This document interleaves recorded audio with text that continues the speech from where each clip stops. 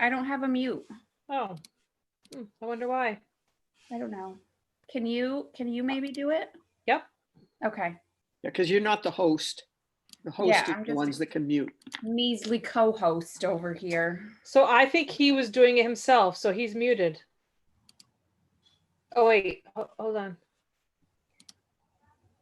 Yeah, no, I can't mute him either. He must have muted himself. Oh, okay. So I assume he's going to call in and we'll just go ahead and get started if everyone else is okay with that. Or should we wait since he can't really talk? It looks like he's got the phone. Yeah.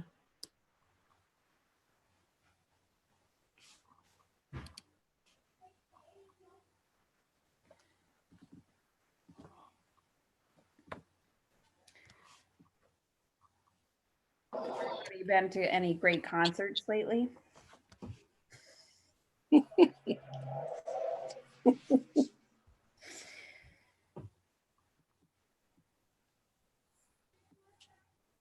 Jackie and Randy, I'm not sure if you got any sun today, but I ended up getting burnt today at our meeting outside. Is this you, Michael, the 713? Michael, is that you? Michael? Yes. We go. All right, here we go. Excellent. Okay. I would like to call the meeting to order at 6:35. Do we have any comment coming through? Hi, Michael. Hi, Hello, Arlene. can you hear me now? Yes, we can. Oh, good. Okay, I'm on the telephone. Yes. Excellent. Hi, Arlene. Okay. Okay, so no public comment came through, Jackie? Okay. Would someone like to review our norms? The only thing I don't have is multiple screen, but that's okay. I can do it. That's okay.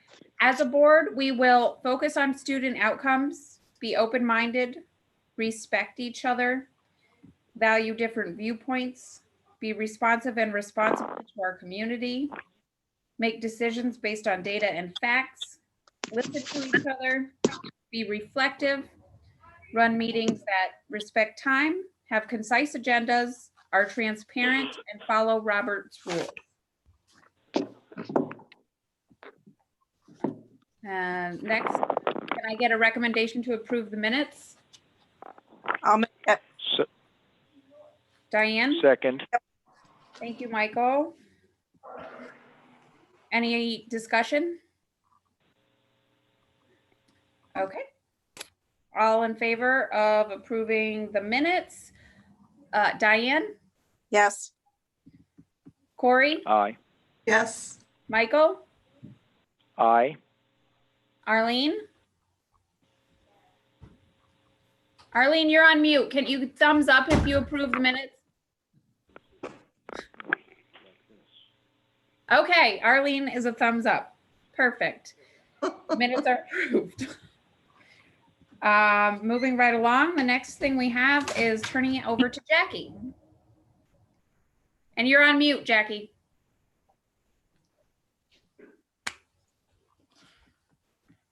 Oh, don't get me laughing on this.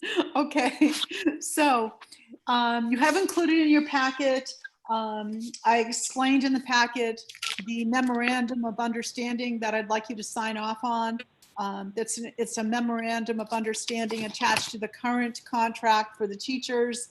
And as I explained, I was able to obtain a waiver from the Secretary of Education for our snow days.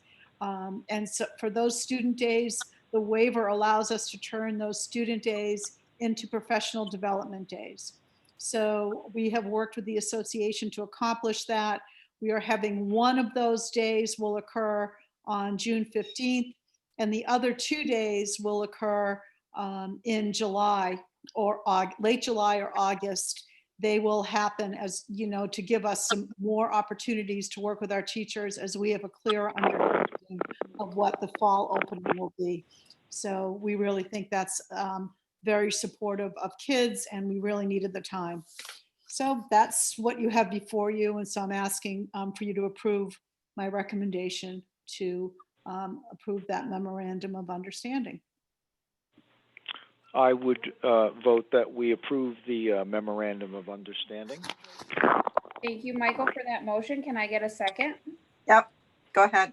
Thank you, Diane. Is there any further discussion? Okay, hearing none, I would ask for a vote. Diane, Yes. Corey, Yes. Michael, Yes. Arlene? Yes. Excellent, thank you. And I vote yes too, so unanimous. Great.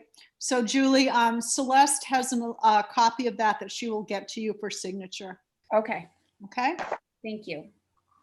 The next item in your agenda is just really for distribution. It is an update, a financial update. It's on packet page 8 in your agenda. And we did have a conversation at your last meeting when I recommended to not fill a position that we had budgeted for. That resulted as someone leaving that we had not planned on. And you have a commitment to using attrition to right size. So we did discuss that at the last meeting, but I wanted you to see that you were not alone in your work, that is work that we did across the supervisory union. And you'll see that I mean, it was close to 800,000, I think, that we had made in reductions using attrition and doing some reworking of how we're using staff, because we're trying to be as frugal as we can. So I just wanted to share that with you so that you had a sense of what was happening across the whole supervisory union. Any questions about that? No. Next up, we are it's Val. Hey, everyone. Al, Hi, Val. How are Hi. folks doing? Good. Getting used to this type of meeting? No. It is something different, isn't it? Yikes. I'm planning to join the rest of the teachers. I teach a class at St. Mike's, and they are doing all of their courses online this summer. So thank goodness for Zoom, and thank goodness for technology. So you at least have some access. Yeah. So I'm going to be Yes. putting some slides up, but my preference is really if the question I've had and my experience with you as a board is you are right on things and you've looked at stuff well in advance. So I'm going to start sharing my slide, and I'll be coming back and forth. So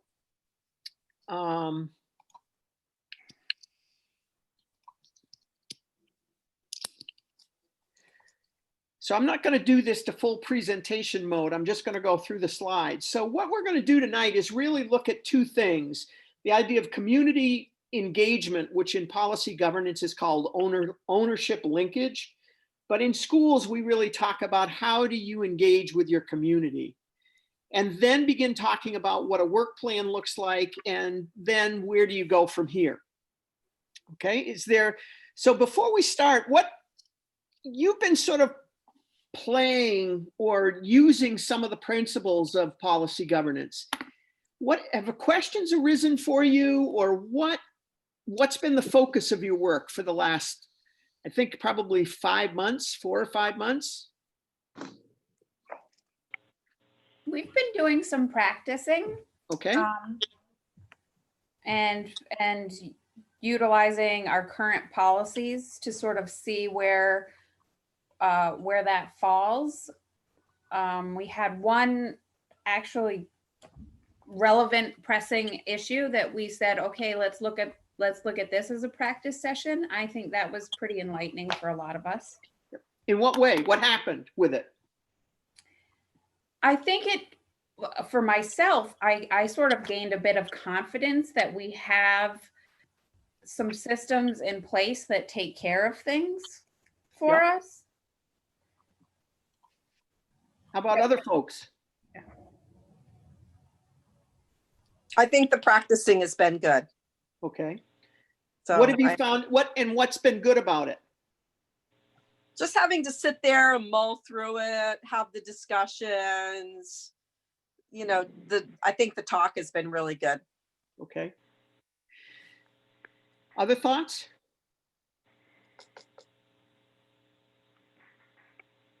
Michael, would you like to reflect?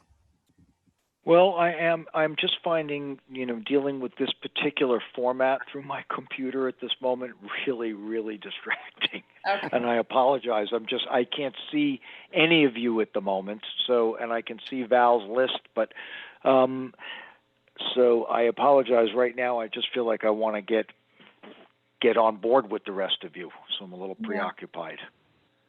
Okay. Do you find, if you find this distracting, I can move off from it?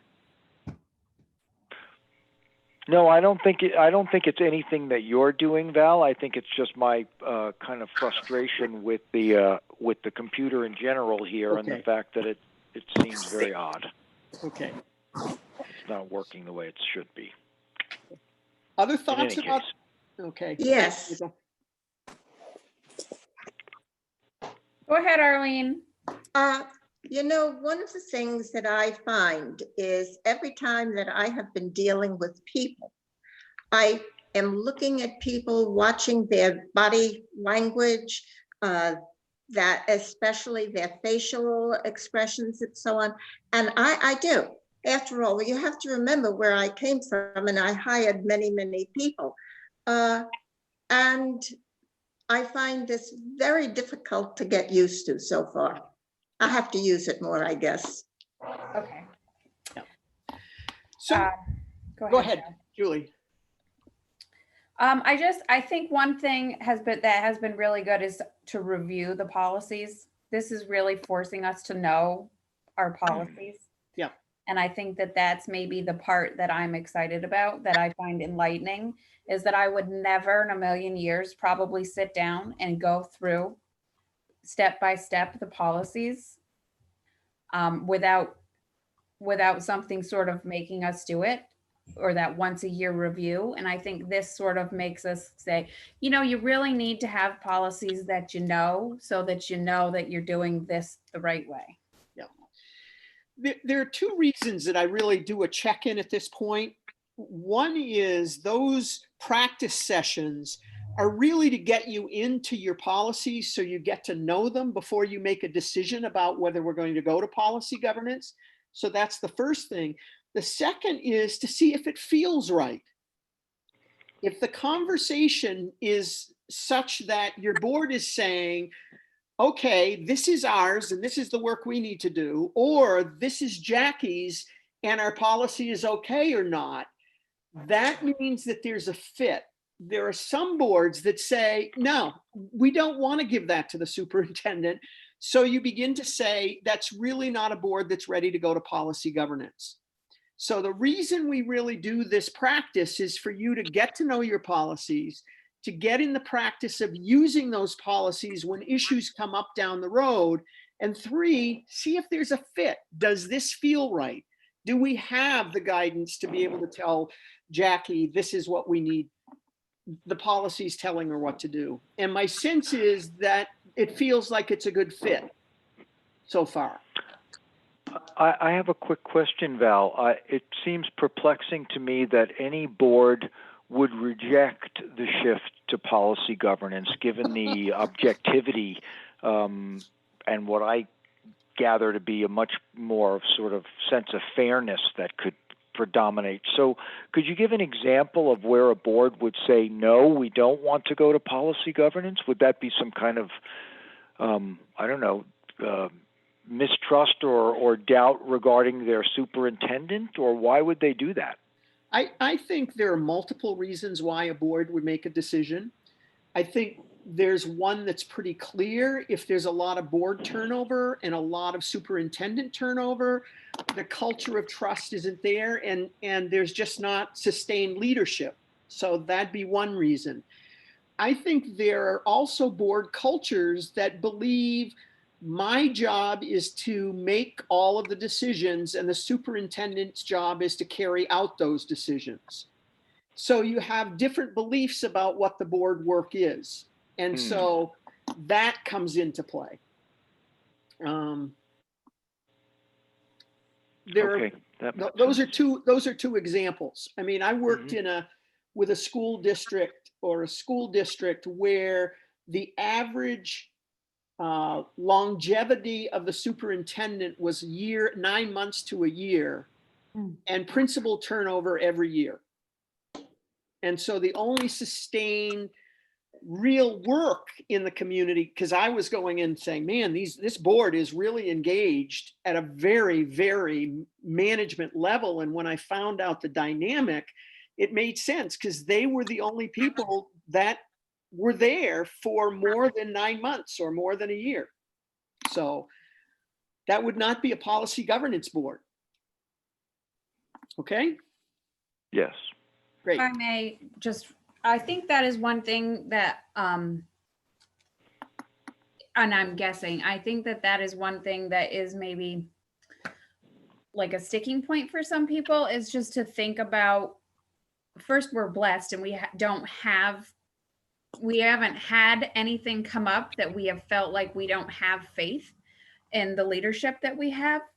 And so that's been helpful. And I think sometimes people, when they're thinking about this switch, are concerned that, okay, but what if X, Y, or Z happens that sort of erodes that faith that we currently have? And then what will we do? The piece that I'd offer is, one of the things that people say a lot is policy governance. You don't have faith, you monitor. And if there's a question with monitoring, you do direct report, you do a direct inspection. And remember, with this model, if there's an issue, you don't go backwards, you go forward. So you would look at your policy and say, we missed it, and we need to revise our policy. And if you have a superintendent that's failing to meet the monitoring schedule, you begin to say, this is not appropriate, you need to fix it. And it becomes very clear that there's not a match, and the superintendent's evaluation is such that they may not be renewed. Jackie, can I ask you a question without putting you too much on the spot? Yeah. If there were down the road a situation where Mettawee felt like they were not, that we were not getting good monitoring reports, or that you were doing a poor, not you, but your position, doing a poor job on our behalf, but then we could potentially then take that to the BRSU level, but we're very outweighed by Taconic and Green. And if we had a superintendent that poured all of their eggs into that one basket, then what would we have? No recourse then? Well, I think because as I vision as you move forward, and I've done some policy monitoring work, interpretations for the Taconic and Green Board on the executive limitations, the financial ones primarily. And when you're ready to move over to policy governance, Mettawee I would imagine it will largely mirror. And I did share one of those with you, and it's pretty thorough and pretty complete. So I would imagine, that the superintendent is going to want to align work plans so that those monitoring timelines match up. So when you get a report, if you get a report on 2.4 and you're slated for April, I imagine Taconic and Green is going to be slated for April too. And so I think it would be pretty unusual for the performance to be weak with one board and strong with the other, because I think there'll be alignment on those reports. So I think you'd be of the same mind. Okay. I really do, because if it falls short for you, it's going to fall short for Taconic and Green too. So I think it would be unusual for that to happen. And I also think that the disposition of the folks on that BRSU board I would be surprised if they became territorial and were not open to listening. And I think that's their demeanor, because they're an at-large elected board and they have that demeanor, period. They're not territorial about the town they come from. They're very open to listening. And I don't see that shifting, because it's how they're elected, and it's, you know, they keep pretty true to that. Right. So just a quick reminder, this model is that you're driven by two things. Your policies guide all of your decisions in your work. And one of the major policy areas is the ends, which is the results you're working. And one of the things that becomes really important is that you move your focus, which you've not been engaged in anyway. So this is really not a big shift for you. For some boards, it is just monumental for them to get out of deciding bus routes or deciding what reading program they're going to do. So you're really moving from an internal management to really looking to the future and connecting with your community in meaningful ways. This is not easy work, and for most boards, it is a tough shift to go from meetings that are focused on Jackie's reports or hearing about some program in the school to really spending your time figuring out, how do we want to engage in the community? What are the questions we want to ask? What's the input we want to get? All right. And just another reminder, you're really focused on the owners or the community, and Jackie is responsible for the parents and the teachers and the staff. Your owners or your communities include parents, but are not singularly parents. And generally speaking, the most people you hear from, in my experience with boards, are parents who have an issue, not the broader community, or a taxpayer who has an issue.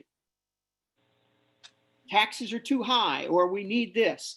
Your work as a board now is to figure out who makes up this community and how do we get a broad view and look at the entire community, not just people who are interested in giving you their opinion or will show up to a board meeting.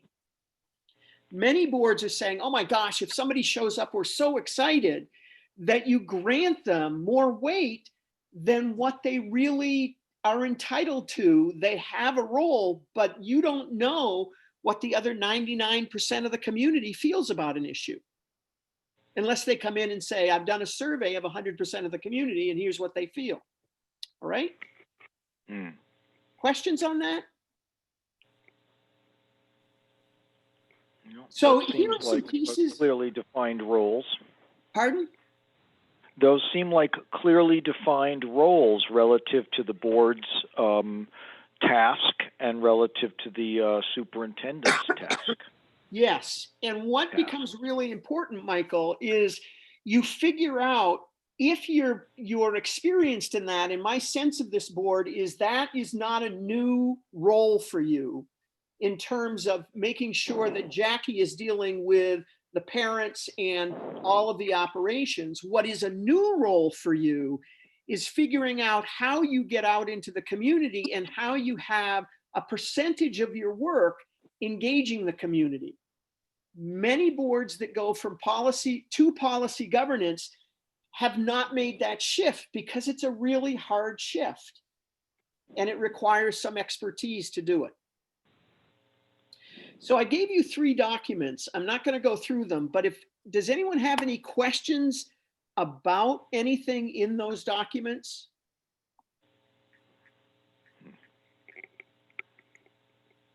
Let me see. The adding value as a board really talks about what a board does now in policy governance, which is about futuring, which is about environmental scanning, all of those things. There's another piece, which is ownership linkage, which gives you examples of how you can link with the owner. And connecting with ownership also gives you a set of tools. Those are resources for you, and it would be well worth, when you're thinking about putting your retreat together, using one of those articles as a tool and a discussion guide if you do a retreat. So how do we need to be thinking about this moving forward? Okay. So here's 4 basic reasons of why you want to connect with your community. One is making sure you are collecting the values and beliefs. So when you develop your ends, you know what the community values and you can make sure that that's included. You want to focus on what could be happening in the future. And there are 2 parts to that. One is to learn yourself as a board. The other is to use forums and ways of communicating with your community about those future trends. So you can be learning, but also inviting members of the community in, or putting things up on video, or doing book groups, or all those types of things. The other is to sort of engage in environmental scanning. What's happening now in our community? What could be happening in our community? All right. So I can give a couple of examples. I worked with one board there are no people moving into the community. Their student body numbers are going down. And so they said, we need to talk with the planning commission. We need to talk with realtors. We need to talk with people to get a sense of what's going on around in this community. All right. In another community, they found out there was going to be a huge development going in, which included a large percentage of Section 8 housing, with a large refugee community coming in, which meant if that's coming in 2 or 3 years, what's that mean for our school? What do we need to be thinking about? So both of those things need to be happening in terms of what's going on in your community, what's going on at the state level, which is the environmental scanning my sense is you're doing as a board right now, given this pandemic. What's next year going to look like? What's 2 years going to look like? And how do you begin thinking about that and engaging with the community about what the real issues are around that? And then the last is to go out and see what parents think, what the taxpayer thinks, what students think, what teachers think. So those are the 4 things that you are really focused on when you're doing community engagement. All right. Question. Sure. These community members, are they, how are you, who are you talking to? Are they randomly selected? Are they groups of, organizations that you ask questions about? Who are they? That becomes the work of the board. So you may be saying, listen, we want to run a survey, or we want to get input on our ends. And so we're going to target the Lions Club, we're going to target realtors, we're going to target the business community, or we're going to run forums. But what your work becomes as a board is figuring out what are the questions we need, or what's the information we need. Okay. Who do we get that from, and how do we go and do that? Okay. So it varies. I would offer that the last thing you do is invite people to a board meeting. Okay. Before that, you would be holding public discussions on Right. topics, be part Right. of it. Right. Surveys, a lot of different ways you could tap into the community. Right. There were people who wanted to get sort of the non-parent group. And so they generated a list of where in the community can we find non-parents? Okay. And what do we want to get from them, and how do we do that? And the piece that becomes really an important point for you to be aware of, that work can take the place of a regular board meeting. It doesn't need to be on top of a board meeting. Okay. You can be doing the planning of that meeting in your board meetings and then going out and doing that community outreach in place of a board meeting for a month. Then Can I- bringing that information back and saying, what we find out. Can I, would the questions you would be asking, the questions that you would be asking, would they be the same throughout? So you would be getting it from a wide range of people, but you would be asking the same kinds of questions? That With some subtle. that would all depend. I'm just going to give you a sample here. Mhm, So if you were going out and asking about ends, mhm. let me just this is a tool that's in your. So questions about benefits and the ends. So there are a whole bunch of sample questions. All right. You could be going out and asking, but if you're going out to get something specific, you should probably be asking the same questions. Okay. No matter what group you go into, but that's the strategic planning part of how are we going to go out and do these. Okay. Okay. Okay. So I believe it was the last VSBA board retreat. They had a lot of people talking about community engagement, and it was interesting. Like they spoke about specific groups that they would go to. So they would some, by they I mean other boards, would go to employers within a community. Right. So you would look at the business end and you would say, okay, what do you running this business need your employees to come here ready to do? And then another idea would be going to the churches and saying, okay, what are real needs in our community that you're hearing about? The library, another great thing for that sort of the same vein. The piece we'll talk a little bit about later, this is the why. You then have to get into the how of getting community involvement. So the why also, you're really talking, if you go back to that article, you're looking for foresight. Your job as a board is to look down the road and figure out, where are we going to be in 5 years? Not where are we today? Where do we think we're going to be in 5 years? It's strategic thinking. It's not strategic planning. What's the purpose of a school now? Given all that we've dealt with in the past 3 months, is the purpose still the same? Is it changing? What are possible futures we could be having? You know, the examples that I'm hearing a lot of, can we plan on every kid coming back to school? What do we believe about the ends then? What are the implications for that? And then really doing some long-term thinking, taking the data and taking what you know about your community, taking about what you're thinking about the future, and thinking together about that. And putting the values of the community together.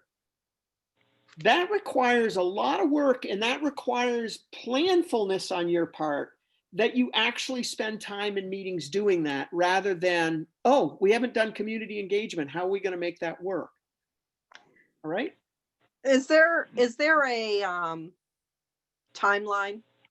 Like if you are developing, I mean, I don't know. I'm wondering about the timeline. Like, do we give ourselves, do we say we're going to accomplish this in 6 months or a year? Generally speaking, generally speaking, what you're talking about is you're moving towards sort of a perpetual plan. Right. But getting out of the gate is really slow work because it's new work. And generally speaking, in your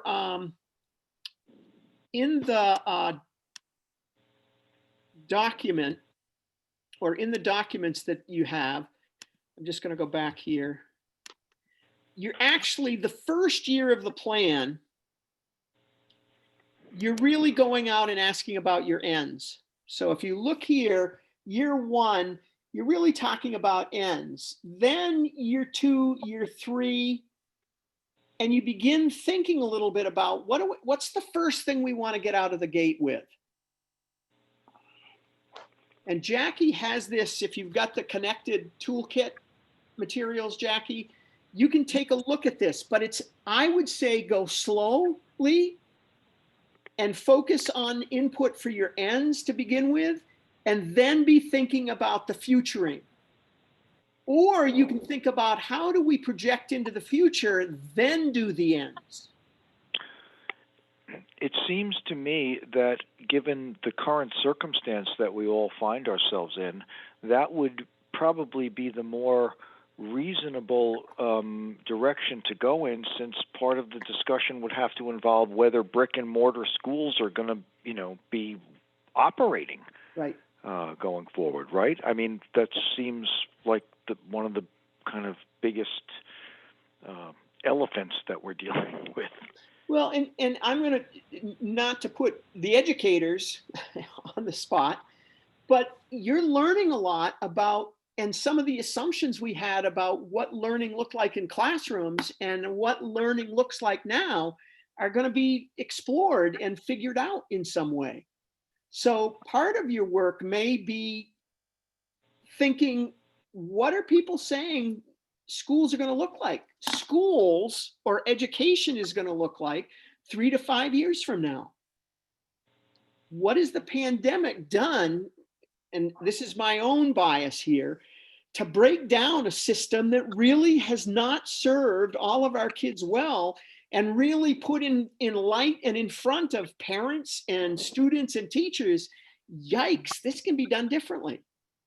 I had one teacher say, oh my God, I got an idea of what a flexible pathway could look like. And I'm thinking, oh my gosh, how long have we talked about this?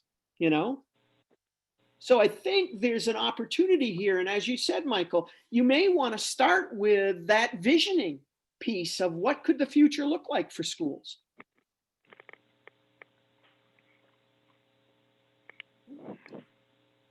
So part of the work is sort of futuring, you're scanning, you're looking at scenarios, you're brainstorming, you're visioning, you're doing all sorts of things, and you're also gathering data. I mean, I think it's really, really important to begin getting a story out in some way, begin some storytelling.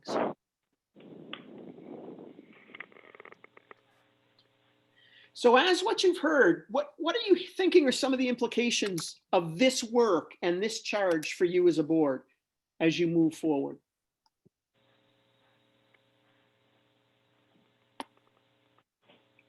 Well, I think we need to think about the questions that we want to ask. Mm-hmm. I think we at least have to start someplace and then see where, do we need to, change direction. But I mean, I think we need to figure out what it is that we want to ask people, groups of people.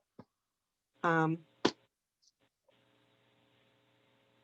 we're not going to find out what their values and beliefs are if we don't start asking them. Right. What is the perspective of the community?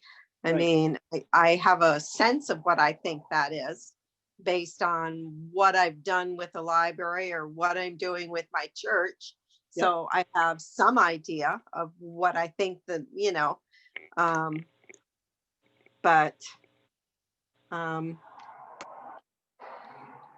yeah, so. Other thoughts? Thanks. Absolutely. Julie? Yeah, I mean, I think mostly like the best place for us to start, I think, would be to say, what are we going to ask and who are we going to ask it of? And then workshop how we're going to do that work. But I am just so, this whole pandemic has just sort of blown everything up to the point where whenever I try to even think about like, okay, let's do some future visioning, I'm like, well, what's next? Like, when do the aliens land? How much time do we have? I find myself spinning my wheels, and that's, I think, just like a now moment. Yeah. And I need to get past that. That's a me thing. That's not an us as a board thing. And I'm sorry that I took up our time with it, but I got so stuck on that, Val, when I was reading through some of the paperwork that you sent us. It's just like the idea of what we're going to look like in 5 to 10 years. I have no idea. Yeah. Like, it seems monumental. Yeah, and I think the piece that I don't think you're alone, Julie. I think there are a few billion people that may be in a similar place. I think the question becomes not right now, but as you begin thinking into next year and as you move forward, and there's some platforms that can be really interesting to use in this current environment, because what we're used to is meeting in person. And things like Thought Exchange allows you to do some surveying and allows you to manipulate data a little bit differently and dig deeper and deeper. It's a platform you can use. But I think the piece becomes, I don't think you want to jump right into this right now. This is simply telling you this is work that you need to do as you move forward. Right now, you're trying to figure out, how the heck do I hold a meeting on Zoom and keep my attention? How do I negotiate? I mean, all of these things are part of your work, but at some point you're going to be planning next year. And I think Diane said, how do you take the baby step with this to be engaged at some way? The other thing I would offer is, this is work that you really need some outside help with, because what you want to do when you go out, there's a skill in engaging the community and facilitating that work. And this work, when done really well, shifts the community's view of what your work is very powerfully. And so getting somebody who can help you design and train you as facilitators, come into a board meeting to help you figure out what the questions are, figure out how you plan that meeting, how you do that work, becomes really important.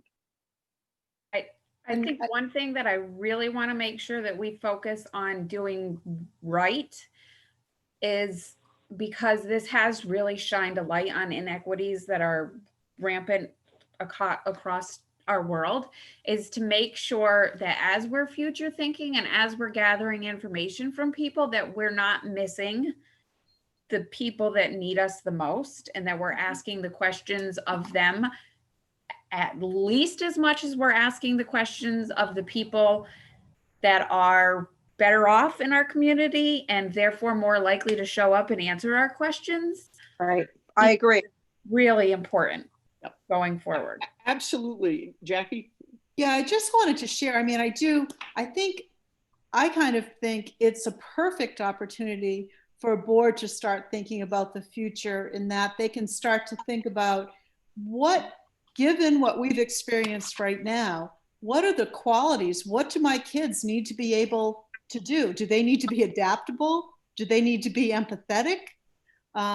They probably need to be incredible problem solvers, because here's an instance, something that happened in our world, that's the people that are going to be able to fix this for us. So I do think it's an opportunity for boards to start thinking about that and start to visioning, yeah, this is what we need for our kids. So that's what we think. But now let's go out. What are the questions we can ask, and go out to our community and kind of frame that. But I do think, I mean, I wouldn't want to lose this time with everything we've gone through to not have those conversations and to start, that's what we want from our kids. So how might we have to shift, and who do we need to talk to about that? And given the complexity, not only of the pandemic, the current racial issues and equity issues, the issue of climate. I mean, there are a broad range of issues out there.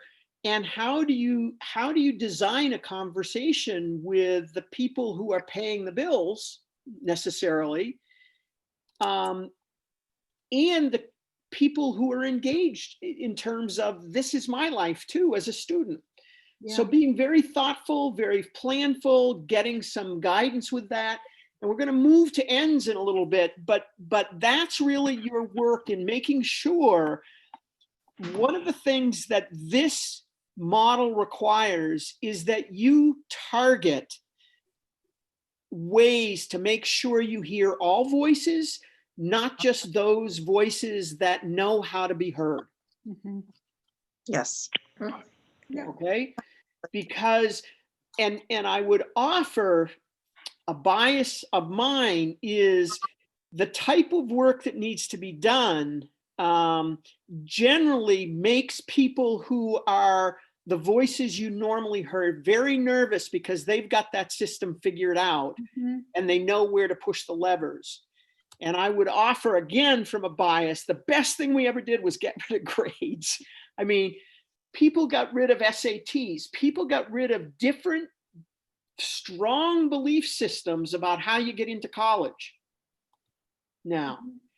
And so people's anxiety is up, but they are also having to deal with the fact that an A may not be what's coming to them Mhm. for a grade. Mhm. It also seems, again, not to keep harping on this, but that a very immediate issue that we are all facing when Arlene came in tonight down to our shop, she was telling me about some of her neighbors, one of whom is a school teacher, another whom is a student, and they are cut off from being able to function. And the whole issue of the connectivity of our internet, which we are obviously all really reliant on currently, more so than ever before, even old farts like me, it feels like, that seems like a first stop is how to make that system work better for everyone. Particularly as Julie was mentioning, people who are, on the fringes or ostracized, maybe not intentionally, but just socioeconomically on the outs, seem like they would be more likely to potentially not have real functioning internet connections, etc. Yeah. So those are things that you can begin doing two things with. Beginning to form your own sense of what are the values you hold as a board and checking those against the community, or going out into the community and figuring out and then bringing them back and bringing your own. The piece that becomes a really interesting dynamic is you are elected as the board, and if you hold a value around equity that a majority of your people in your community don't hold, what do you do with that? And that's what you as a board have been elected to deal with. So ensuring you get a variety of voices, and many times finding those voices of the disenfranchised is a really tough thing to do because they don't trust you. They don't trust you. So finding those venues in becomes really important. But that to me is the fascinating work rather than figuring out a bus route. That you're setting the tone for the future of your kids. That's the impact that you want to be, I think you want as a board member. You want to make sure the school's running well, but you want to make sure that the next kid going through here is coming out ready to deal with the world.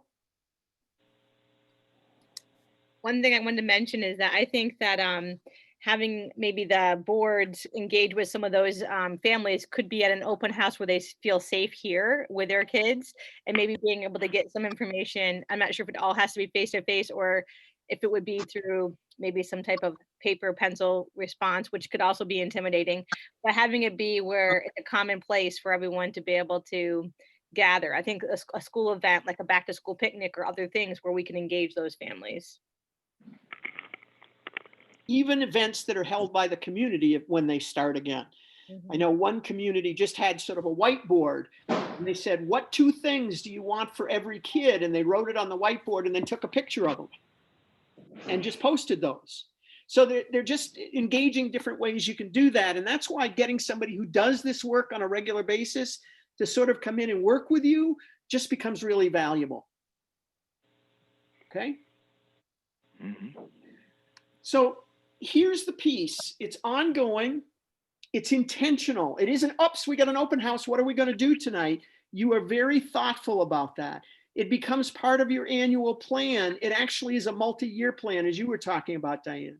Yeah. It demands focus and work by the board to organize and conduct it, analyzing the results, and incorporating that learning into the work of you, into your work. So that becomes really the purpose of the community linkage.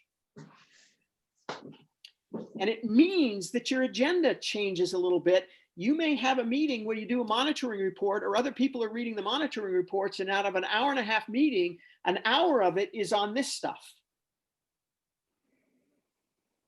Okay. Mhm. Questions on that?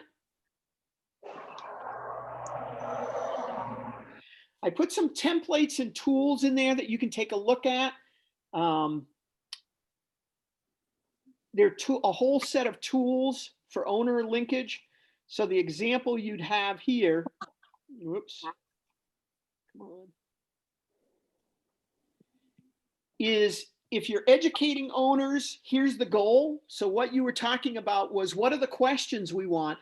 I'd say the first thing you want to do is figure out why. What are we trying to do here? And given that, what are the questions we want to do? So here's sort of a board, just a check sheet of what the goals are: educating, being accountable, or creating the future.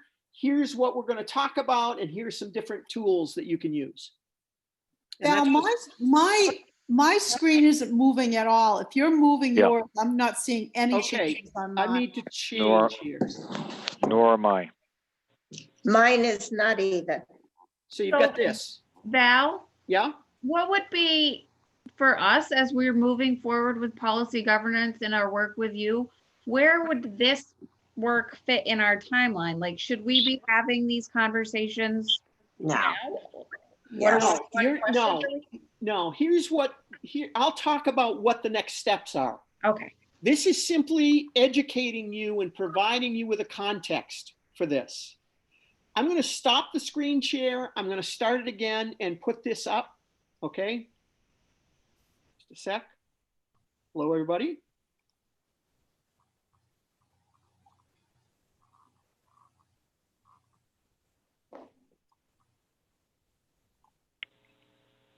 You see this? Yes. Yes. Board tools for owners? Yep. Okay. Yep. So that's just that's sideways in your Google Doc. But this is just an example of how you begin thinking about, are we trying to educate owners? Are we trying to make sure owners know we're doing what we're supposed to do? Are we helping to create a future? And it just gives different ways of doing it. Okay. So I'm going to slip out of this again.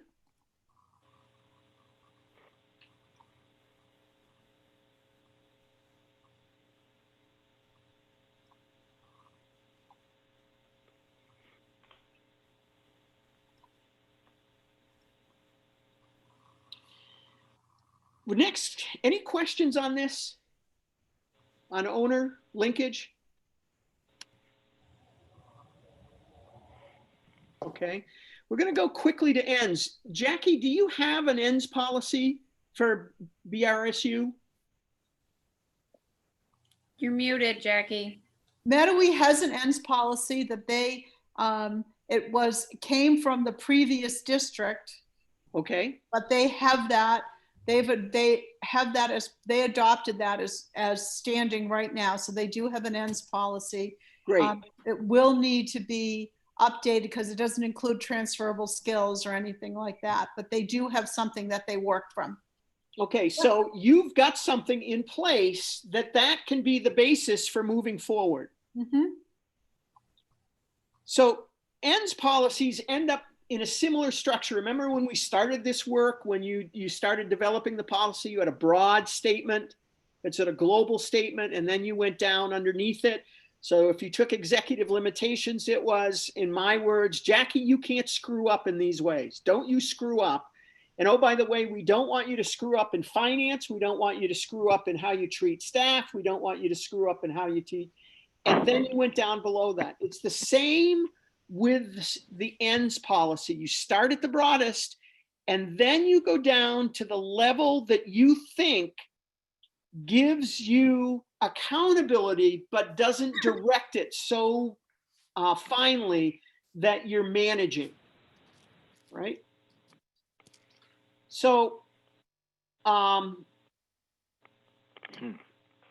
there are some model policies. Let me just, I'm going to do this and I'm going to disappear for a second.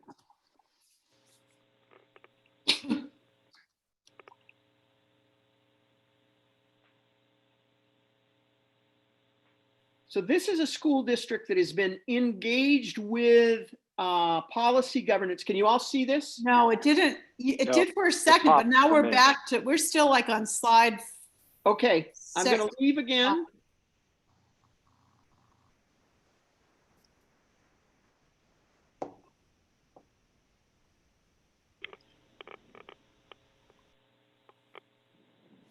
See it now? Yes. Yes. Okay. So what you see here is that they have an ends overall mission statement. They then begin defining to a very fine level what the academic foundations will be. Thinking probably these are really, so what this says is these are the things that we want our students to do. And you'll see that it's defined pretty fine. It gets down to, you're going to understand geography, natural resources. So you could get to that level. I'm going to stop again and I'm going to show you another one that goes to a different level.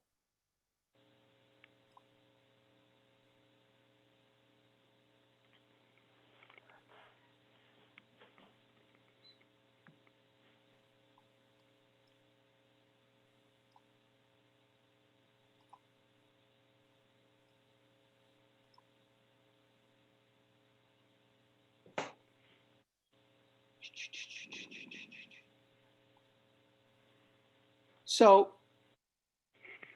here's what the Winooski School District had for its end statement.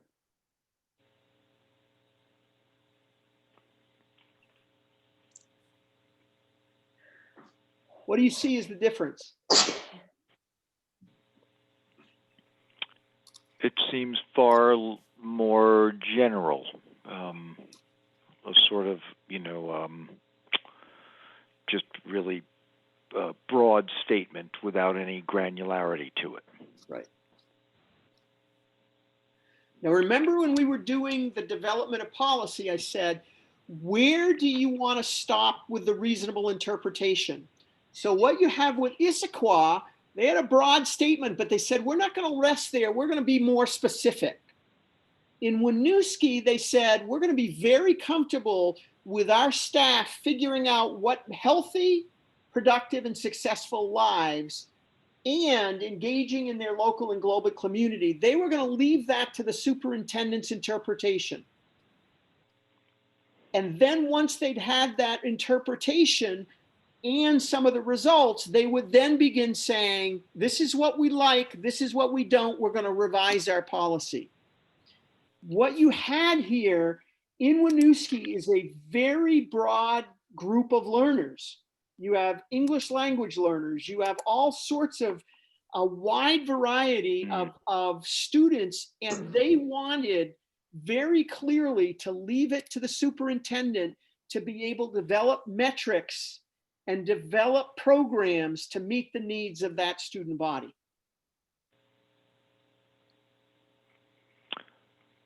So, Val, in the first example that you gave us where it gets into far greater detail, was that coming directly from the board without a similar kind of consultation and review with the professional educators? My assumption was that that was done through a very extensive process with the community rather than with the educators. Okay. You could seek stakeholder opinion on that. The superintendent may be seeking stakeholder opinion. It's very interesting because if you look at the Issaquah statement in 2005, it's very broad. Very broad. They're going to be academically this, they're going to be technically that. And so over time, and I also think as the result of some of the No Child Left Behind stuff and the Common Core, they moved into that direction. So there was, I think there were some policy pieces that came into play externally to the school district that they wanted to capture. My assumption. Okay. So you're going to figure out what works for you. I would also say, how does that fit with the BRSU policy, ends policy, and what's yours? So those just show you two difference. I'm going to stop the share again. Go back here.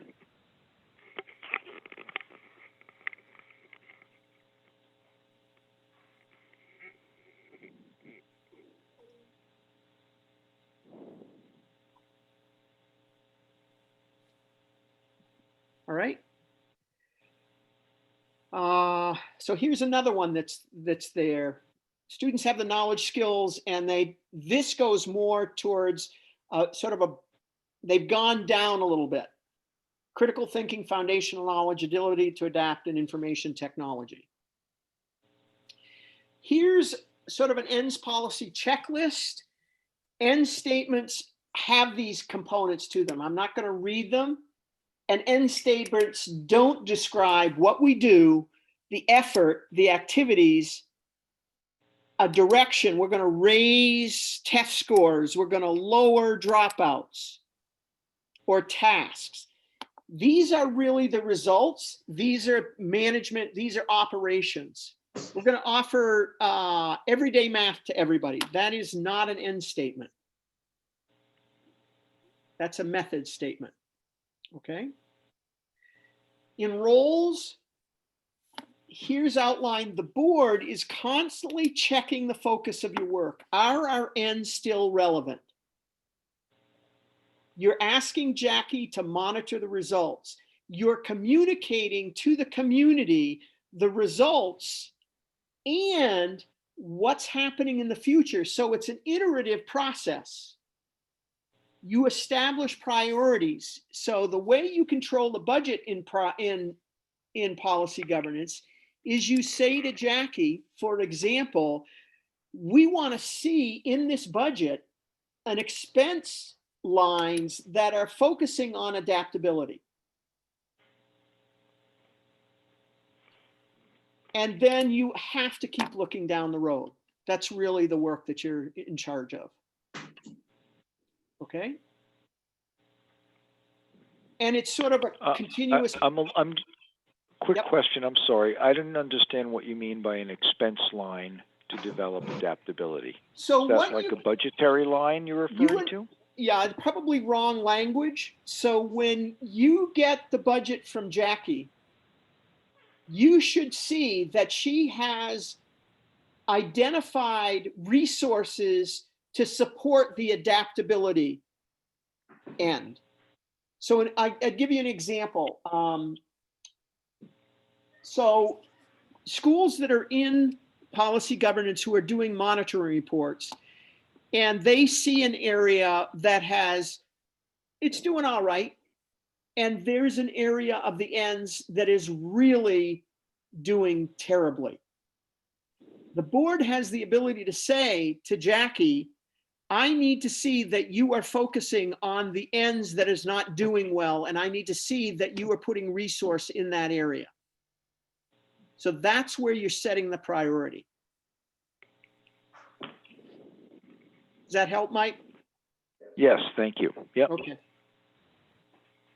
So what you're doing is this constantly becomes the input for the ends. The board looks at it. You get monitoring reports. You're looking at the future. You're going back out to the community and you're telling them, here's where we are with our ends. And oh, by the way, here's what the future is. What are our ends? The piece that you have to be cautious of is it takes a period of time for the superintendent to get a system that is being driven by the ends. That you have an assessment system, that you have a teaching and a curriculum system. And if you keep changing those every year, there's no way, certainly appropriate to tweak them, not appropriate to take a left-hand turn, because that's going to mean the whole system's got to change. Okay? There are different ways to develop ends. There's one that the board drafts and the community does a check. And the other one is you go out to the community to get the information and the board finalizes it. Two different ways. It depends on what your timeline is and your comfort is. And this is just outlined for you. They're different. If you go into the ends folder, you'll find different examples and you'll find ways of engaging the community for that. Okay. This whole booklet, Connect, a Guide to Ownership Linkage, has all sorts of tools and all sorts of processes for you to use. And just a reminder, the implementation of the ends, it's what's going to drive the school, but generally school systems are not set up. They're set up to deliver to No Child Left Behind measures or every student succeeding. I got the old language. So they're there to measure what's the reading score and what's the math score. Even when you're looking at traditional academics like science and social studies, there aren't always good metrics or metrics that are the same. When you get into character or when you get into creativity, most teachers aren't assessing that in a common way. So it's going to take time for the processes in the school to be able to give you valid measures of that. All right. The annual work plan really becomes important here, that you begin laying out two things. What's the monitoring process for Jackie? So you're making sure the school is running all right. How are we working it as a board? How are we doing with community outreach? And what are the ends? The way I recommend is for, with the executive limitations policies, for there to be 4 the first year and 4 the second year, and then you do everyone in the third year. But it takes time to develop those monitoring policies for executive limitations. Okay. I'm going to show you an example of an annual work plan. So I'm getting stopping the share.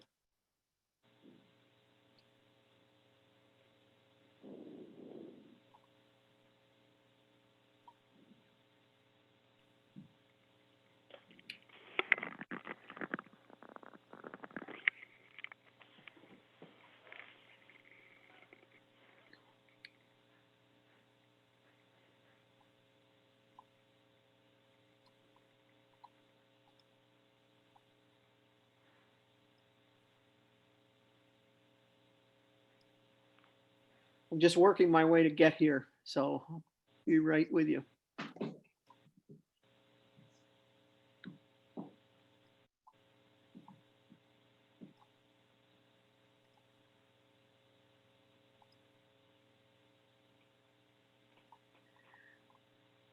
So this is an example of a work plan by Winooski. They've been at it for 7 years now. So they have on the side sort of, I've cut it off here.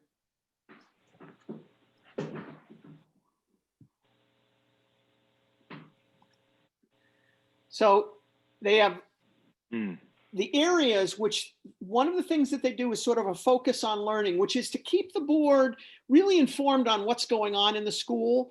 And that's decided by by where the ends and what's the work that's going on. The superintendent and principal usually decide that. You've got a consent agenda. You've got any policies that need to be adopted. You've got ends monitoring.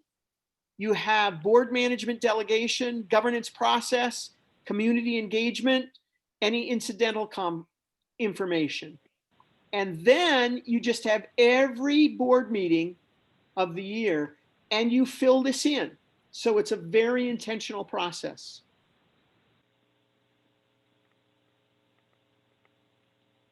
Okay. Going back out.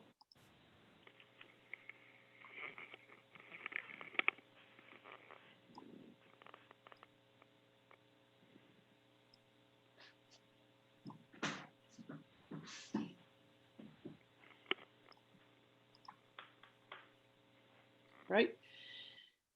There's an agenda template that I've shared. I think you're using it now, Jackie, right? With the T&G board. So she can share that with you, but it breaks it. The agenda is very different. The agenda has the policies in it.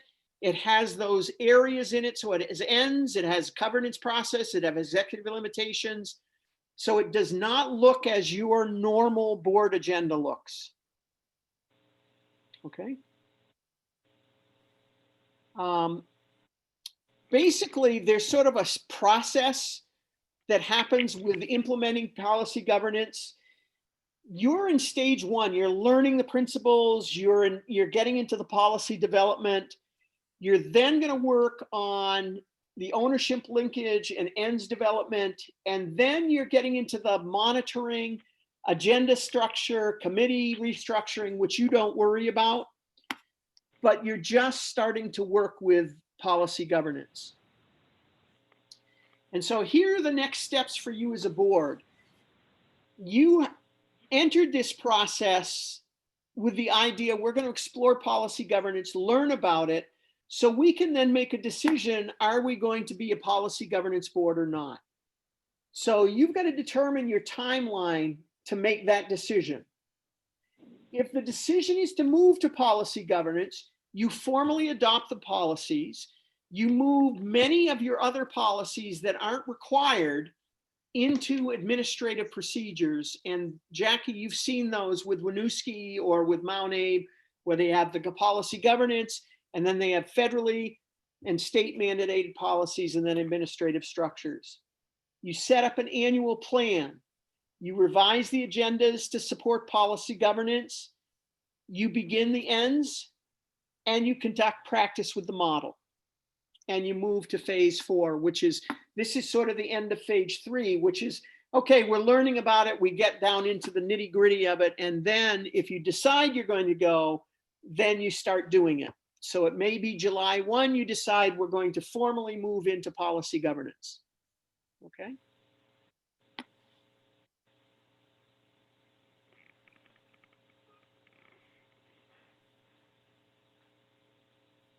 So what questions, comments?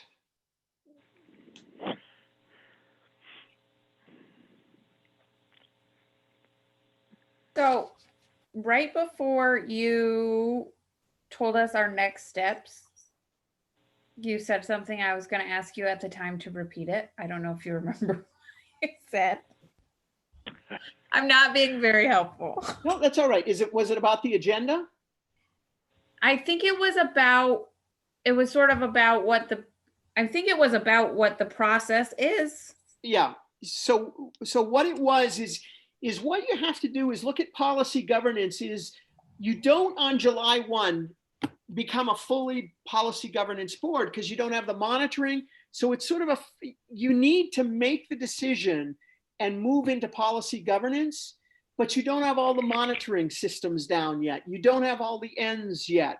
So you've got placeholders there, but your agenda and your work plan build those in. So you can't decide, oh, we're just going to sort of partially do policy governance. You're going to move into policy governance and understand there may be some gaps right now in the implementation because you don't have all your monitoring reports. You don't have the ends fully done.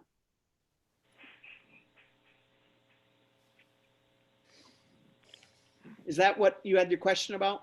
Yeah, I think it was kind of the process of moving into this. Yeah.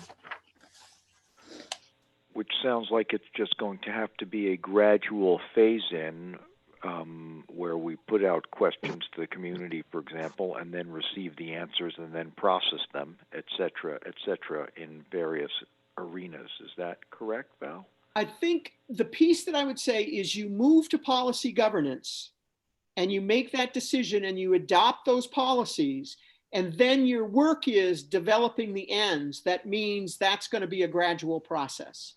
So the decision to become a policy governance board needs to be a yes or a no, and you move into it and start using the policies to drive your decisions. And you start working and putting in a monitoring schedule. The ends is going to take some time to develop. So you put a process together as part of your annual work plan to get the input that you need. You're going to make a decision. Are we going to draft it and go out to the community, or are we going to go out to the community and then take that and draft it in our board? And then you develop a process to do that.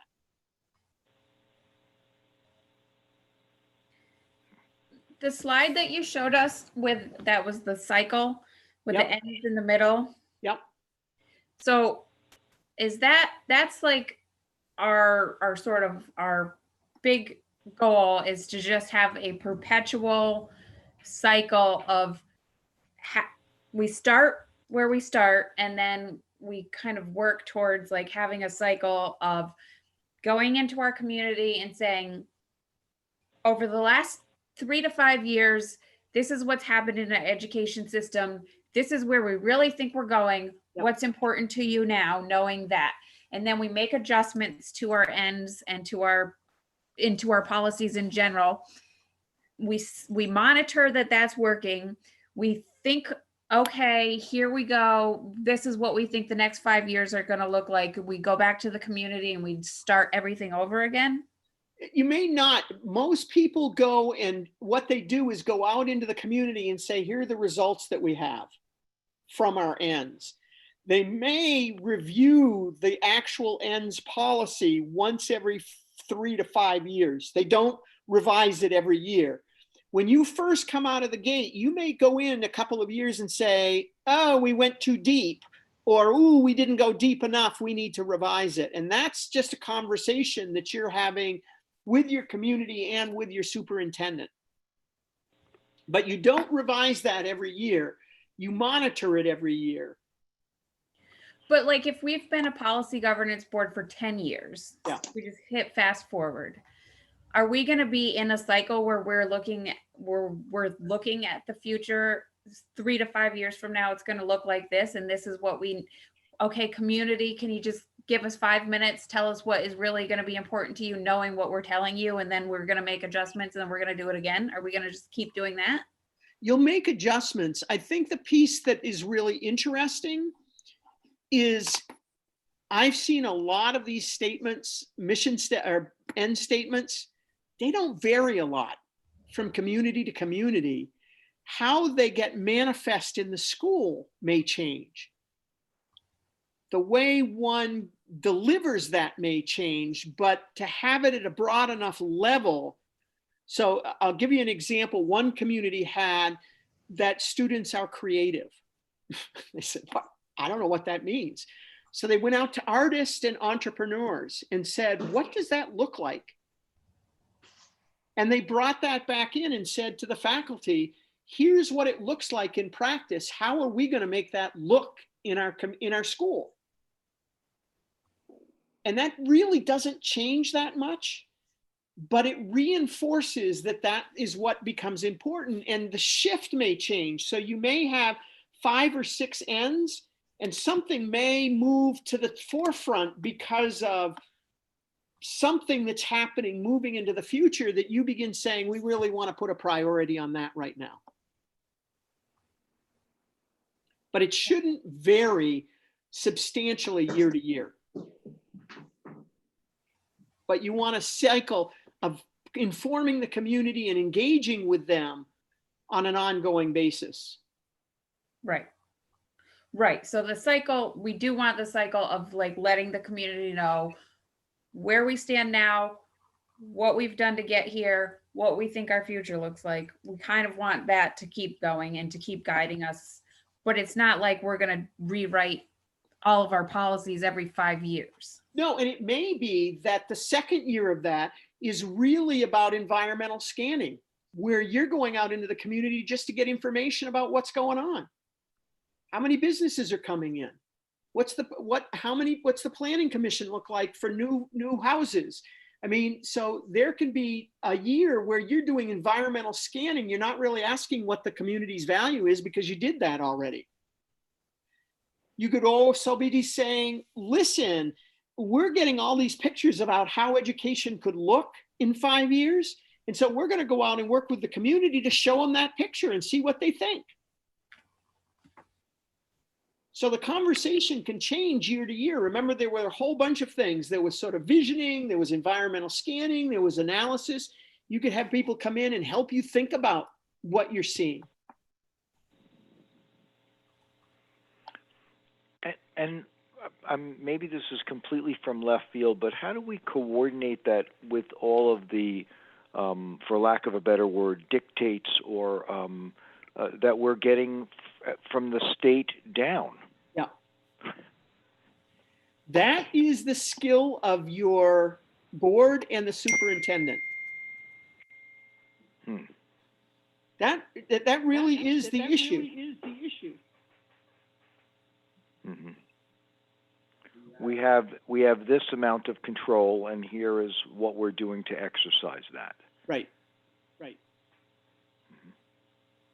And here we would like your input on what you think we should be doing on how to exercise that. Well, yeah, and I think the piece that you have is you've got. I'm getting some reverb here. Yeah, you're getting echoing. I am too. The NSA must be in here something. We're subversives. I think what the skill is you've got some educational quality standards that you can sort of use as a very broad level. And I think that's the skill and the creativity that you need to figure out as a system. What are we going to follow in terms of ends? You are unmuted. So Michael, I've been muting Yes? you because I feel like it's coming from you. So Oh, if you you know want what? to talk, you have to unmute yourself. It might be that Arlene in the next room. Let me close the door here and see if that helps any. Okay. Hold on. Okay. Because it sounded like a text came through on somebody's phone. Oops. We're not very. You are unmuted. Okay. Are Can we you hear me good now without echo? No. Hello? No, I'm just gonna mute you, Michael, and you can talk, but you have to unmute yourself. Okay. Sorry. I feel like it sounds better. Does it sound better? How did you pick up on that? Yeah, that's it. I ran into that with one Zoom meeting and I was just like muting everybody until I got the right combination. Michael's having trouble tonight. I know, and I don't mean to pick, but he knows that he can unmute himself and chat away. I just want us to be able to understand what's happening. So that's pretty much it. I think you make a decision. And then if you make the decision to go forward, you can get in touch with the VSBA, and there's another follow-up that can happen that provides you support for a year as for the superintendent and the board chair as you're putting agendas together. So I've been working with superintendents and board chairs when they're putting their agenda together. Whoever that support person is comes in, sits down for that planning meeting, talks through how it would be handled, where it would go on the agenda. There's nothing like this again. It's really individual work with the board chair and with the superintendent as they do the planning for the meeting. Okay. Thanks for the opportunity to work with you. It's amazing. Thank you for driving so far today, Val, for us. Oh, absolutely. You know, here's the thing. I'm gonna be really honest. I was so looking forward to bringing my fly rod and trying the Mettawee River, and we're doing this. Oh, So I had the whole day free, thinking, "Oh my God, I can come down and spend all day, change of clothes." And no, I'm sitting here. Next time, We'll Val. definitely need to do it though, Val. That will be fun. Yep. Take care. Good luck. Thank you. Thanks, Bye-bye. Val. Thank you.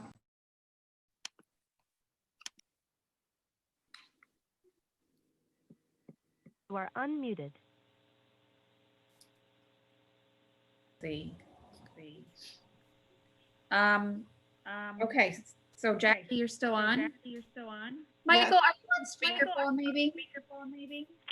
I'm sorry. Am Are I you on speakerphone? No, but I don't think so. Okay. Now I am, but Okay. now I'm not. I think That's it's okay. because Michael has his computer and his phone, and that's why they're both. The computer should be muted, and we never were able to figure out how to mute his computer. I can't. There's a merge with audio button. I don't know what to do. Well, It's okay right now. okay. So we'll just carry on. Sure. And then Michael can unmute and we'll tolerate the reverb as needed. Yep. Okay. So the next item on the agenda was just the monthly update from the superintendent. I think the part, I mean, there's a lot of detail in there. I included all reports from all of our schools. I think the part that you may want an update is the portion from Randy when she's been doing a lot of work with planning for next year. And I know there's updates from even what was in print right there. So I think that might be worth a few minutes to hear from her about that. Okay. Yes, would you like me to say something, Julie? Okay. So you can all see what's written here, so I'm not going to reiterate it here, but we do have a task force, and tomorrow's our third meeting, which might be our last, depending on how much time it takes. We have parents and teachers and administrators on this task force, and we are essentially coming up with primary questions, considerations, and needs across 6 different domains, which are also listed here.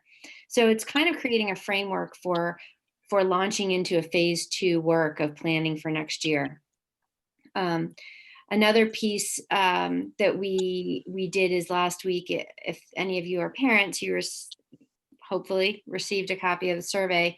And so we surveyed staff, and we surveyed teachers, parents, and students, and really explored what went well and what were some of the challenges and what suggestions might folks have around moving forward. And so I spent a lot of time this weekend going through those. So that information, the purpose of those surveys was to inform the task force work, to really have qualitative data about how this experience was strong and in areas in which we might consider improvement or doing things differently moving forward. So that information will be shared with the task force tomorrow. So once we've completed this phase 1 work of really looking at what are the considerations and the needs in 6 different domains, then we'll be moving into 6 different groups, and there will be depending, I'm really working this out right now. Still, I don't have it solidified, but anywhere from 5 to probably 10 to 12 people will be meeting to take a deep dive into each of those areas. So we'll be including kind of experts within our system. We will likely reach out to community folks who might have areas of expertise as we develop the work. And so we want to start looking at instructional scheduling and logistics, operations, physical health, social emotional needs, communication, and developing a much deeper understanding of each of those areas. And then the work goes on to school-based teams. So now what we're kind of looking at is the timing of the shift from phase 2 to phase 3, because as you can imagine, there's not a lot of time and we're missing a whole lot of information. The theme is nobody knows, we really still don't know. We are we are operating without a lot of information, and yet we are going to try to consider, we will be considering new guidance and new direction as it comes, and then be kind of iterating our work in response to that. We have an amazing team of people. We have 2 teachers representing the Mettawee community, and they're doing an awesome job. It's a great team, and I am really confident that even though we really have no answers yet, I apologize, my dog is shaking. Even though we have no answers right now, we will figure something out. And our primary goal is to get our kids back safely and our staff back as safe as we can, as quickly as we can to school. We also want to be looking at the ability to meet, kind of more needs of more families, recognizing that people are concerned about coming back to school. So how can we expand what we're doing in order to maybe help folks feel a little more comfortable? But I think that's sort of it in a summary. No real answers yet. As much as everybody wants answers, we don't have them yet. But I'll keep people up to date over the course of the summer. Thank you. Thank you, Randy. I appreciate that work. It's got to be really, really challenging work, but necessary. Thank you. We've got great people. So that is a huge, huge piece of this. If I was trying to tackle this alone or only with a few people, it wouldn't be nearly, we wouldn't have the success. And we've got a great team, terrific teachers. We'll get there. So. Great. So Julie, my principal raise report is inside the superintendent's report. Do you want me to wait and do it later or do it now? You can go ahead. So I just wanted to give you the update. You heard from me last month about how remote learning was going, but I wanted to just reiterate again, like the importance of all of our teachers, staff members, parents, and everyone working together to support our kids. I definitely know we learned a lot through this process, and I know that we will have our teachers reflecting with us on our last day together, just to see what are the highlights that went well and what are some things that we would change or do differently. I'm really proud of our food service for producing the meals for our families. I know our families are so appreciative and kind of worried about them this summer. So we do have the summer lunch program that we'll be able to continue this summer, and it will happen at Mettawee, in which we're really lucky that we have that support and the volunteers that will allow us to do that. And we will be thinking of other ways to help support some of our families that are in need. And I also want to say the importance of us being on closure is just to have connections with our family. And I'm really proud of our Mettawee Messenger that we produce every week, highlighting different kids and the things that they've been doing while they've been at closure. Also, this past week, we celebrated All School Read, and we had a special video for Books and Beyond that was launched this week. And I'll share it with all of you in an email tonight. We also did the Memorial Day video, and that's something that Lisa Hoyt, our music teacher, and I really wanted to do, even though we were on closure. And every teacher participated by sending in a song or a poem from their kids, and we were able to highlight some pictures and all of that. So that was wonderful. And we are doing field day this week. Jana Webb worked with 2 other PE teachers in the BRSU, and we launched the video today. And I cannot wait to see some pictures of the kids participating in that. And we use household items that were simple for families to find. So we're looking forward to our families for doing that. And then we're launching our graduation video this Thursday. I will share it with all of you as well.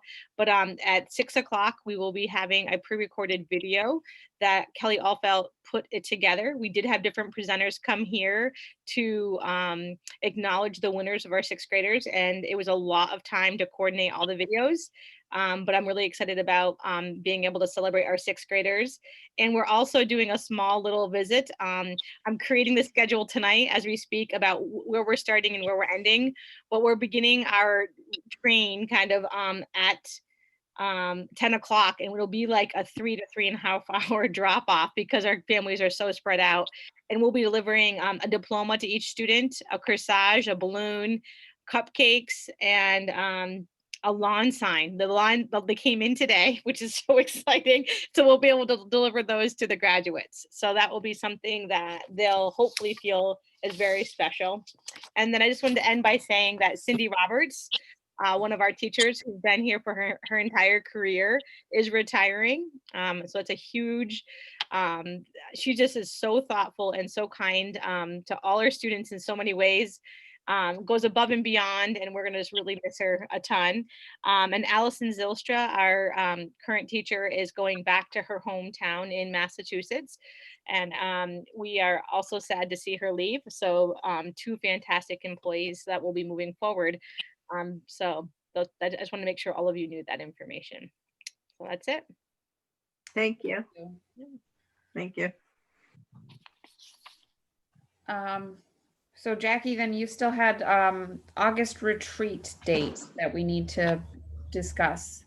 Yeah, we realized when you and Randy and I were meeting for agenda prep that we had not nailed down a date on that. So I think I'll kind of turn it over. Randy, I don't know if you've given thought or how we want to approach it. I know that the board, I think the last 2 years we met on a Saturday. That was best for folks. But if I last remember, Arlene said that was bad for her Saturday. So I guess you just need to give us some guidance on the parameters so we have a sense of what dates. Then we can do a scheduling poll with you.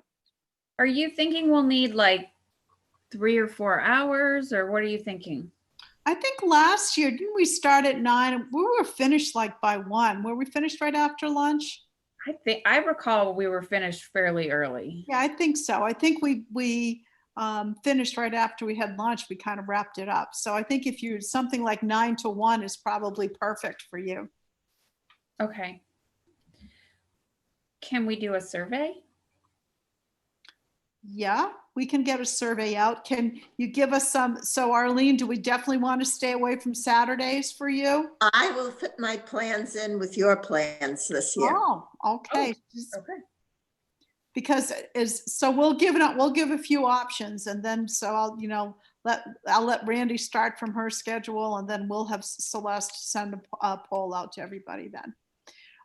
You have a meeting. You have a meeting, I think it's August 10th, your next meeting? Yes. Yeah. So that'll be good because that'll give time for Randy to fill you in on opening plans for the school year and all of that. Okay, good. And the only other thing I do want to make sure that we have for our retreat agenda are we had discussed some next steps regarding equity and the idea of a 5 to 10 year plan as one of the takeaways from watching I Am From Here. And so I do want to make sure that that fits somewhere in our retreat agenda, especially now it seems really an opportune time to do it. And I just want to say that I'm proud of our board, all of our boards, for taking that issue seriously. It's a really, really important one, which is super obvious right now. And I just want to make sure that we stay on that task. Thank you. Jackie, you're muted. Okay, you may want to think about, as I think about this, maybe the place where that really then gets some teeth is that you start to think about, do you want to take a look at your ends policy, right? And make some revision there that would speak to that issue. Okay.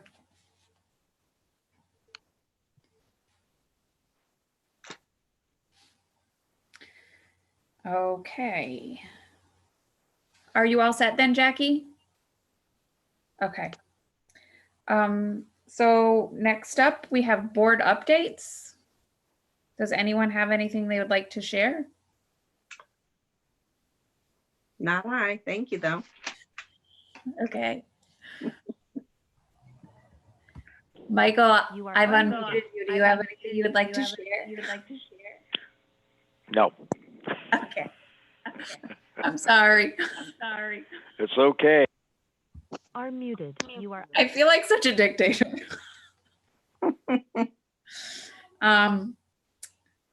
I guess I have one thing that I would like to say, which is that this is our last meeting with Jackie. Oh, that's right. And to So- acknowledge that too. Yeah, so I would like to take the opportunity to thank you publicly for all of your help with us. Was a crazy couple of years when Wow. we think about where we started and the just the division in our community about Act 46 and how we all came together. And you definitely facilitated us coming together as a group, and you supported us, and you had the foresight to understand how important it was that we wanted to work on becoming one educational community. And you Yes. helped us with that. So I thank you for that. Well, thank you. It's been a pleasure. I really have enjoyed. It does seem like a lifetime ago when we were having those forums, but I'm so proud of you as a board. I mean, it's just really remarkable given the pressures and the divisions that you've really come together and you're committed to it. It's really remarkable. So I look forward to seeing your growth and continuing to do your good work. It's been a pleasure. Thank you. Thank Thank you. you. Thank you. Yep. Okay, our next, was I missing something? Okay, our next meeting date is August 10th, 2020, 6:30. Location TBD. I assume it's going to be from my couch like it always is.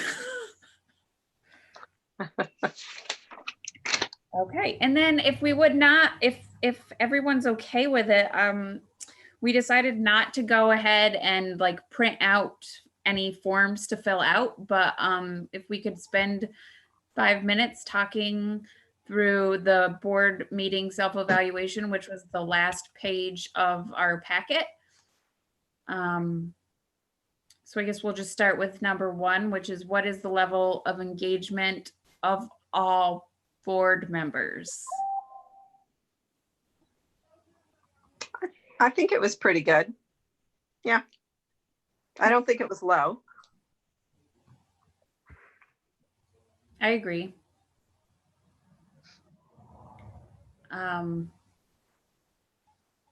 Was the agenda followed? Yes. I think we did well. Mhm. And were we linked to the annual work plan? I don't have that to reference, but I'd say we did well. On task. I think we're doing well. I mean, we're continuing our work with Val. Val. Yep. So then sufficient time being spent on community engagement. I think we I had mean, a in this, discussion today what was that? with Val. I mean, that was really helpful, I thought, for the community engagement. Yeah, I think it gave us good ideas and places to start. Michael, feel free to unmute and chime in. Do we feel like there was sufficient time on ends discussion? I do. I mean, we're certainly know we have to do things. So yeah. Definitely. And then lastly, for question 4, executive limitations. I don't feel like we spent a ton of time on it, but we just sort of weren't at that place. I don't think it was a problem in our meeting. Right. Yeah, I don't think. We're there yet. Yeah. Right, I don't think until you're fully functioning would you be able to look at To your do- work plan and see that you have hit all of those spots. Yeah. Yeah. Is that something that is on our meeting every time to review executive limitation, or is that, I mean, is that what we decided, or is that a general guideline? I think that's what you decided to adopt that when we had the discussion about using this tool. We just said we know there was every expectation that until you were really functioning as a policy governance board, it would probably even be a couple years down the road.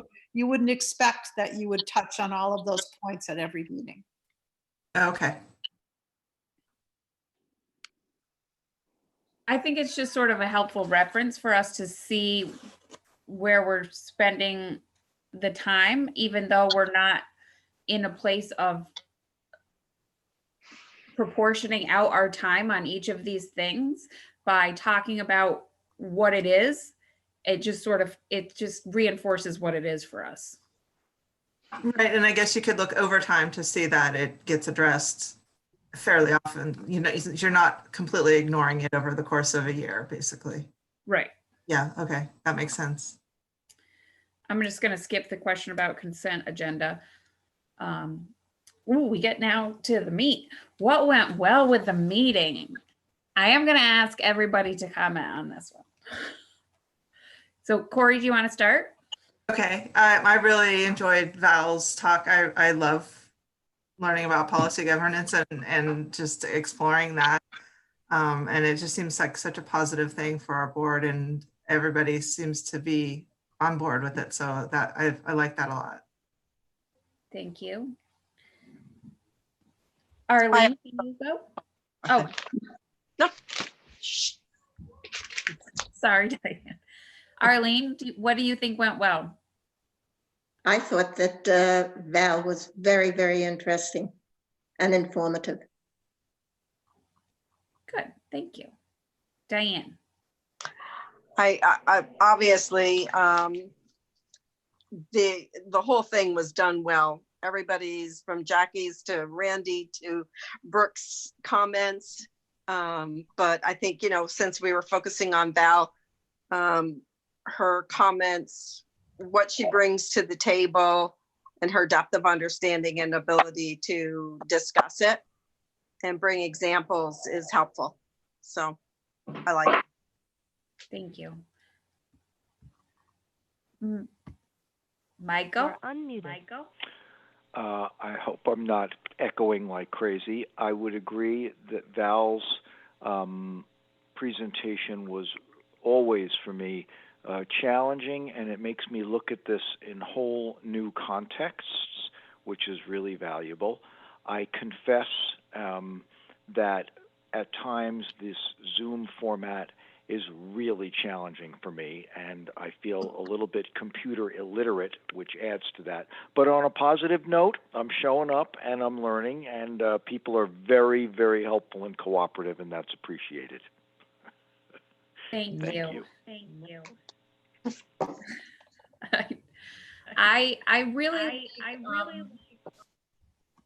really liked the ideas that we've sort of been coming back with as far as community engagement and next steps. I really like I like to sort of know where we're going, and the future, you know, thinking about the future of school systems in general is really hard. And so I sort of have been just like pushing that to the back of my mind because it's scary and big. But Val really, she just sort of put it into a great perspective to make us think of the baby steps that we can take, break it down, make it a lot easier for me to think about. I appreciated that.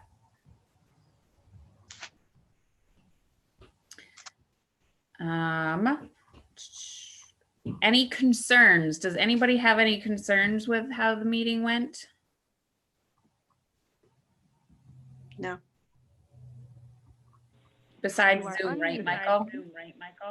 Yeah, no, besides the fact that, we recently had fiber optics put in and have to deal with this still. No, the meeting itself, I think, is very well run. People are sensitive. It's sensitive to time, and gives everyone ample opportunity to say what they may or may not need to say. So I have no issues with how the meeting is being conducted.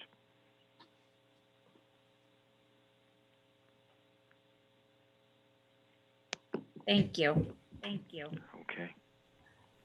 Sorry for my brief movement away. Okay, and how could this meeting be improved? I think we're doing well. I think we're staying pretty on time. I think I don't know, this is such a hard one for me to even think about, because we're not in policy governance. We're just thinking about policy governance. And then how do you make it better when we're not even, it's like, how do you improve on the racetrack when you haven't gotten onto the racetrack yet? Julie, Yes. I think that the meeting went very well because you stayed on focus of where you were going. You have a point that you are working towards, and you constantly kept the meeting moving towards that end. And so for me, it made a lot of sense. And I think that's important. I wanted to say one other thing too. I'm awfully glad that Michael now has internet here that I can use, because I come down just so that I can use the internet and Zoom. And I'm very appreciative. Yay, Michael. Yes, thank you, Michael. Yes, yay, Michael.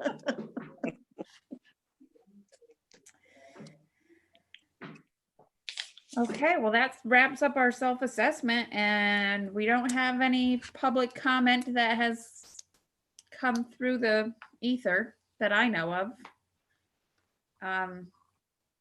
I saw we had 39 views Ooh, on our last meeting.